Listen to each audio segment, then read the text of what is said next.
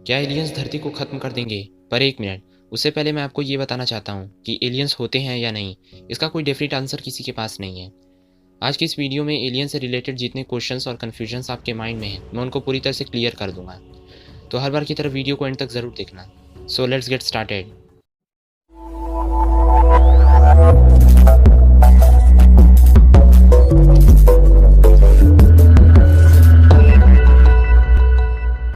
सबसे पहले मैं आपको ये बता देता हूँ कि एलियन का एग्जैक्ट मीनिंग क्या है। कोई भी चीज़ जो धरती के बाहर किसी और ग्रह की हो, उसे हम एलियन कहते हैं। पर प्रॉब्लम यह है कि आजकल की साइंस फिक्शन से भरी इस दुनिया में हम लोग जब एलियन वर्ड को सुनते हैं तो हम सोचते हैं कि वो एक ह्यूमन जैसा क्रिएचर है जिसके 2 हाथ और 2 पैर हैं। पर अगर हम थोड़ा साइंटिफिकली और लॉजिकली बात करें तो एलियंस का एग्जैक्ट मतलब होता है लाइफ इन अनदर वर्ल्ड। और जब लाइफ की बात आती है तो वो किसी भी फॉर्म में हो सकती है। ये ज़रूरी नहीं कि वो किसी इंसान जैसी ही दिखे। मतलब अगर किसी और प्लेनेट पे कोई चींटी भी पाई गई तो वो एलियन कहलाएगी, क्योंकि वो लाइफ इन अनदर वर्ल्ड है। पर हम क्या सोचते हैं, हमारे दिमाग में तो ये बैठा हुआ है कि एलियन का मतलब एक विलेन जैसा क्रिएचर है जो धरती को ख़त्म कर देगा। पर मैं ये भी नहीं कह रहा हूँ कि ऐसा नहीं हो सकता। ऐसा भी हो सकता है कि एलियन क्रिएचर्स बिल्कुल ही एक इंसान जैसा दिखे, पर वो उस ग्रह के वातावरण यानी इन्वायरमेंटल कंडीशन पर डिपेंड करेगा कि उनकी बॉडी का शेप किसी इंसान जैसा होगा या फिर बिल्कुल ही कोई अलग शेप। जब से नासा इस्टेब्लिश हुई है तब से हज़ारों लाखों इंसिडेंट्स हुए हैं जो प्रूव करती है कि दूसरे ग्रह पर भी ज़िंदगी बसती है। पर जैसा कि मैंने कहा कि बिल्कुल हमारी तरह शेप वाले एलियंस की प्रोबेबिलिटी बहुत ही कम है।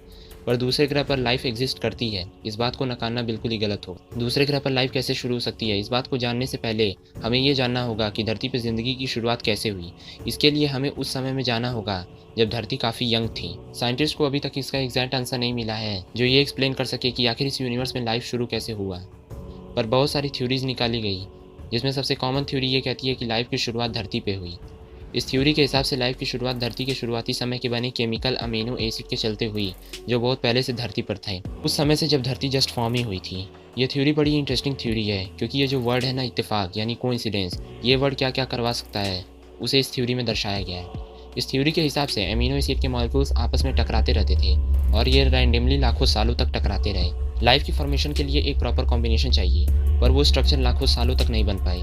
पर उस समय किसी एक दिन बाई चांस मतलब इत्तेफाक से वो कॉम्बिनेशन बन गई, जिसके चलते उसी मॉलिक्यूल से एक ऐसा स्ट्रक्चर बना जो जिंदा था, जिसके अंदर लाइफ थी।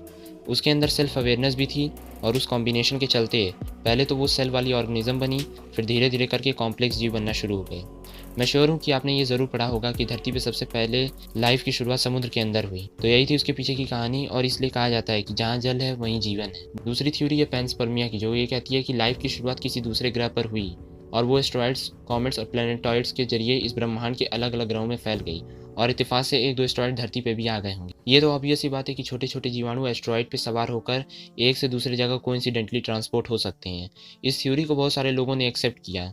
अगर पहली थ्योरी सही है तो इसका मतलब ये है कि आज के समय में कहीं ना कहीं दूसरे प्लैनेट पर लाइफ पनप रही होगी, बिल्कुल उसी तरह जिस तरह हमारी धरती पे हुई थी। और अगर दूसरी थ्योरी सही है तो आज के समय में भी ऐसे हज़ारों कॉमेट्स और एस्ट्रॉइड्स होंगे जो एक से दूसरे ग्रहों पे ज़िंदगी को ट्रांसपोर्ट कर रहे होंगे। दूसरे ग्रहों पे भी लाइफ हो सकती है, इसमें कोई शक नहीं। पर दूसरे ग्रहों पे बिल्कुल हमारे ही जैसे 2 हाथ और 2 पैर वाले क्रिएचर्स हो सकते हैं। ये पॉसिबल तो है, पर इसकी प्रोबेबिलिटी बहुत ही कम है। और उससे भी कम है इस बात की प्रोबेबिलिटी कि एलियंस के पास हमारे जितना इंटेलिजेंट दिमाग हो सकता है, और इसलिए एलियंस इस धरती पर अटैक करेंगे, इस बात की प्रोबेबिलिटी बिल्कुल ना के बराबर है। हाल ही में इंटरनेट पर ऐसे बहुत सारे आर्टिकल्स पब्लिश हुए हैं जो कहते हैं कि एलियंस धरती पर हमला कर रहे हैं। पर असल बात यह है कि ये सब सिर्फ बढ़ाई चढ़ाई बातें हैं। ऐसी बात नहीं है कि नासा यूएफओ साइटिंग्स को रिपोर्ट नहीं करती, बट ये बहुत ही अनसुलझे लेवल पर होता है। ऐसी धुंधली तस्वीरें नासा के पास तो ज़रूर हैं, पर इस बात को प्रूव करने का कोई तरीका नहीं है कि ये एलियन की स्पेसशिप ही है। ये अंतरिक्ष में घूमती हुई कोई और नेचुरल एलिमेंट भी तो हो सकती है। कुछ लोगों का ये कहना है कि नॉस्ट्रोडेमस ने भविष्यवाणी की थी कि एलियंस धरती पर कब्जा कर लेंगे। पर आपको ये जान लेना चाहिए कि नॉस्ट्रोडेमस ने ऐसी बहुत सारी हज़ारों भविष्यवाणियाँ की, पर उसमें से कुछ ही सच हुई हैं। अगर हम मान भी लें कि किसी और सौरमंडल के किसी दूसरे ग्रह पे बिल्कुल इंसान जैसे दिखने वाली कोई और क्रिएचर्स हैं, तो उन्हें धरती पर आते आते लाखों साल लग जाएंगे, क्योंकि धरती एक ऐसा ग्रह है जहाँ लाइफ पनप सकती है और वो धरती से हज़ारों प्रकाश वर्ष दूर हैं। इसलिए अगर वो किसी एडवांस स्पेसशिप से यहाँ पे आ भी रहे होंगे तो उन्हें आने में लाखों साल लग जाएंगे। दोस्तों, मेरे इस वीडियो को बनाने का सिर्फ यही मकसद था कि मैं आपको समझा सकूं कि एलियन का एग्जैक्ट मतलब क्या होता है। मैंने आपको इस वीडियो में सच्चाई से रूबरू कराया है, ना कि किसी ओवर इमेजिनेशन से। ऐसा नहीं है कि मैं एलियंस पे बिलीव नहीं करता। हाँ, एलियंस होते हैं, पर वो just life in another world है। इसलिए इंटरनेट पे ये जो बातें फैलाई जा रही हैं कि एलियंस अटैक होगा एंड ऑल डैट, तो ये सब एक्चुअली आपकी करंट सिचुएशन में तो नहीं होने वाला। तो आप अपनी चेयर पे आराम से बैठ जाओ और रिलैक्स करो। तो दोस्तों, आप क्या सोचते हो एलियंस के बारे में? नीचे कमेंट सेक्शन में लिखना मत भूलना। वीडियो पसंद आए तो इसे लाइक और शेयर करना, और चैनल पर अगर आप पहली बार आए हो तो चैनल को सब्सक्राइब करने के बाद नोटिफिकेशन बेल को ऑन कर लेना। और मेरे सोशल मीडिया के लिंक्स इस वीडियो के डिस्क्रिप्शन बॉक्स में हैं, तो आप मुझे वहाँ भी फॉलो कर सकते हैं। Thanks for watching, see you in the next video.